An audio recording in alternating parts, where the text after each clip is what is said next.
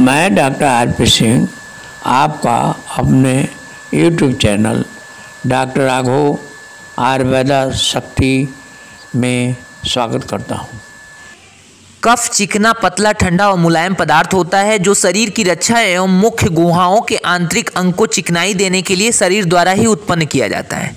गाढ़े और ज़्यादा चिकने कफ को बलगम कहा जाता है। एलर्जी, संक्रमण, धूम्रपान और फेफड़े से संबंधित रोग जैसे विभिन्न कारणों की वजह से बलगम बनता है। पेट में भोजन के जमने और GERD यानी पेट में मौजूद तत्वों का भोजन नली में वापस आना की वजह से भी अधिक कफ या बलगम बन जाता है।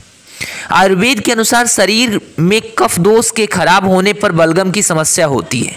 आयुर्वेद में शरीर से बलगम निकलने के लिए पंचकर्म थेरेपी द्वारा वच, खदीरा और वासा जैसी जड़ी बूटियों से वमन कर्म की सलाह दी जाती है। बलगम को कम करने में पिपलियादि, क्वाथ और सत्यादि लेह के आयुर्वेदिक मिश्रण उपयोगी हैं।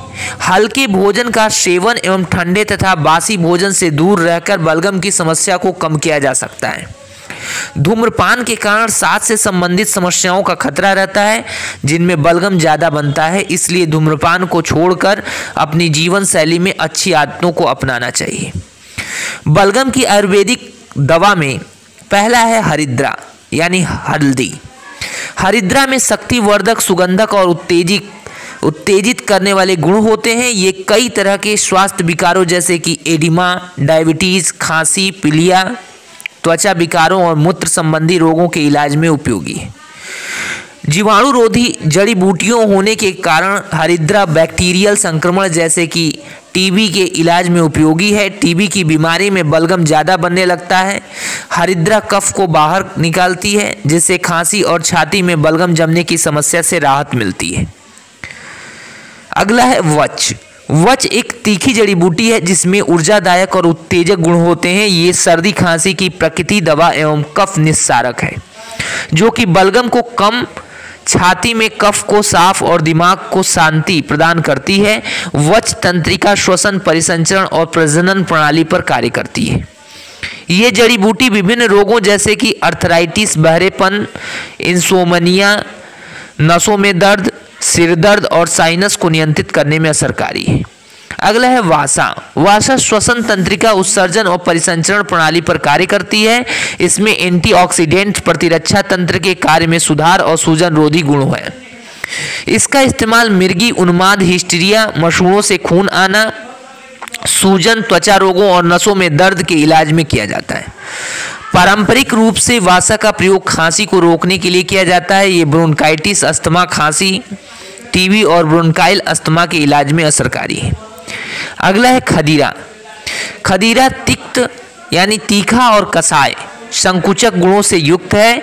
ये कृमिघ्न और कुंठघ्न यानी त्वचा रोगों को और कीड़ों को नष्ट करने वाली जड़ी बूटी है जो कफ और पित्त दोष को कम करने में मदद करती है। खदीरा रक्त धातु को भी साफ करती है और वसा को घटाती है। प्रमुख तौर पर इसका इस्तेमाल ब्रोंकाइटिस, सामान्य जुकाम और खांसी के इस्तेमाल में किया जाता है। इन सभी बीमारियों का प्रमुख लक्षण अतिरिक्त बलगम का बनना ही है। गरारे या माउथवाश के रूप में लेने पर खदीरा गले में सूजन, गले में संक्रमण और गले में दर्द का इलाज करती है। अगला है अदरक। अदरक सुगंधक, कफ निस्सारक, उत्तेजक, पाचक और दर्द निवारक गुणों से युक्त है। अदरक का रस सूखी खांसी या बलगम वाली खांसी से राहत दिलाती है। अदरक गले में खराश, लेरिंजाइटिस, दस्त, उन्माद, जीभ मतली, उल्टी में राहत दिलाती है। ये गले और जीभ को साफ करती है जिससे इन हिस्सों में जमे बलगम को बाहर निकालने में मदद मिलती है। कफ बढ़ने के कारण पैदा हुए बलगम को सूखी अदरक से कम करने में मदद मिलती है। अगला है पिपली। पिपली में दर्द निवारक और कफ निस्सारक गुण होते हैं। ये श्वसन, पाचन तंत्र और प्रजनन प्रणाली पर कार्य करती है। इससे पाचन अग्नि बढ़ती है और ये गठिया, साइटिका, लकवा, मिर्गी, लेरिंजाइटिस, रूमेटिक दर्द और पेट फूलने के इलाज में उपयोगी है। पिपली कफ दोष को भी कम करती है, जिससे अस्थमा, टीबी और ब्रोंकाइटिस में बनने वाले बलगम को साफ करने में मदद मिलती है। अगला है यष्टि मधु मुलेठी। यष्टि मधु खट्टी मीठी जड़ी बूटी है जिसमें कफ निस्सारक, शक्तिवर्धक एवं ऊर्जादायक गुण होते हैं। ये उत्सर्जन और श्वसन तंत्र पर कार्य करती है। इस जड़ी बूटी का इस्तेमाल गले में खराश, पेट दर्द, अल्सर, सूजन और सामान्य दुर्बलता के इलाज में किया जाता है। इसे अदरक के साथ लेने पर फ्लू, जुखाम और लेरिंजाइटिस से राहत मिलती है। मुलेठी पेट और फेफड़ों से अतिरिक्त कफ को बाहर निकालती है एवं बलगम को साफ करती है। इस तरह मुलेठी शरीर से बलगम को बाहर निकालने में लाभकारी है। बलगम की आयुर्वेदिक औषधियों में पहला है पिप्पल्यादि क्वाथ। इसे सुंठी, निर्गुंडी, चित्रक, मरीच, भरंगी, पिपली, वासा और अन्य जड़ी बूटियों से तैयार किया जाता है। लंबे समय से हो रही ब्रोंकाइटिस की समस्या, कफज, खांस के इलाज में प्रमुख तौर पर इस मिश्रण का इस्तेमाल किया जाता है। इन समस्याओं में अतिरिक्त बलगम को बाहर निकालने में पिप्पल्यादि क्वाथ मदद करता है। अगला है सत्यादि लेह। इस आयुर्वेदिक मिश्रण को संथी, मुस्था, अतिबिस, कपूर, कचरी, हरितकी और विभिन्न जड़ी बूटियों से तैयार किया जाता है। अगला है धन्वंतरम गुटिका। धन्वंतरम गुटिका को 17 जड़ी बूटियों से बनाया जाता है। इसमें इलायची, कपूर, हरितकी, जीरा जल, गुलाब जल और सुंठी शामिल है। इस औषधि का इस्तेमाल उल्टी और हिचकियों को रोकने के लिए किया जाता है। ये शरीर में बलगम को भी कम करती है और इस वजह से सांस फूलने, रूमेटिक समस्याओं, खांसी और टीबी के इलाज में इस औषधि की सलाह दी जाती है। अगला है दसमूल क्वाथ।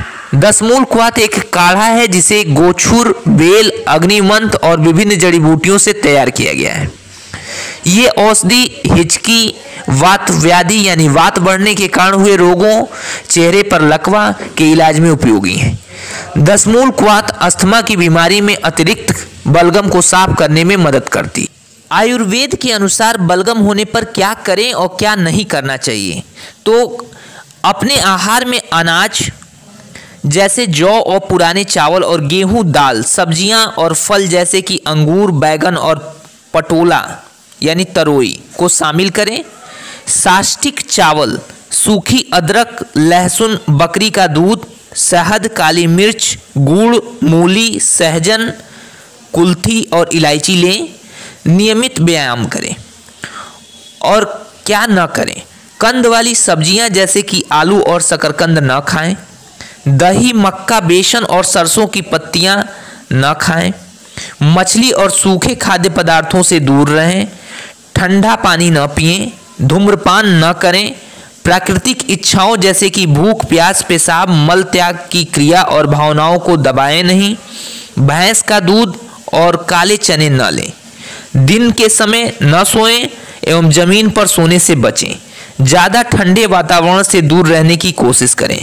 धन्यवाद।